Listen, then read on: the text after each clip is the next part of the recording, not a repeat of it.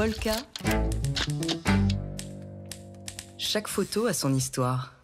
Comme tous les vendredis, on parle photojournalisme avec Dimitri Beck de Polka Magazine. Et Dimitri, cette semaine, la photo de la semaine que vous avez choisie avec l'équipe de Polka nous emmène inévitablement à Boutcha en Ukraine. Et tout d'abord, un avertissement, Laure. Un avertissement, comme on a l'habitude de dire, de vous prévenir avant de montrer des images violentes. Certains de mes commentaires peuvent heurter votre sensibilité. Alors, au premier plan, des corps brûlés, carbonisés sont entassés les uns sur les autres. Les cadavres sont entremêlés dans un espace de quelques mètres carrés seulement. Il y a un homme qui a un bras élevé et il y a une grosse chaussure d'hiver qui traîne au milieu des dépouilles. À côté de chacune d'entre elles, des petits panneaux avec un chiffre inscrit dessus, écrit en noir et sur fond jaune. Les numéros 1, 2 et 6 sont visibles sur l'image. 6 pour le nombre de corps des civils morts, 3 femmes, une adolescente et 2 hommes.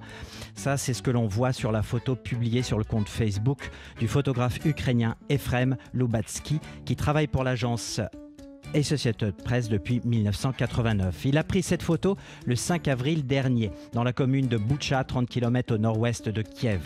Derrière la scène macabre, un policier est posté devant un long ruban de balisage rouge et blanc qui est déroulé pour marquer la zone à ne pas franchir. Derrière, des dizaines de journalistes, certains sont casqués et avec leur gilet pare-balles, inscrit presse dessus. Ils sont tous sur place.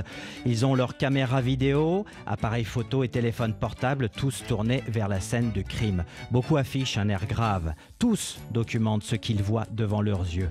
Quelques minutes après cette photo, des équipes vont venir placer les dépouilles dans des sacs mortuaires plastique noir et les emporter.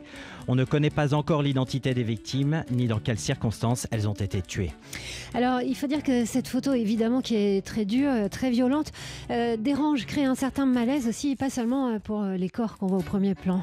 Tout à fait, alors. Le nombre de photographes sur place peut surprendre et vu des images qui peuvent mettre mal à l'aise face à l'horreur à laquelle on est témoin.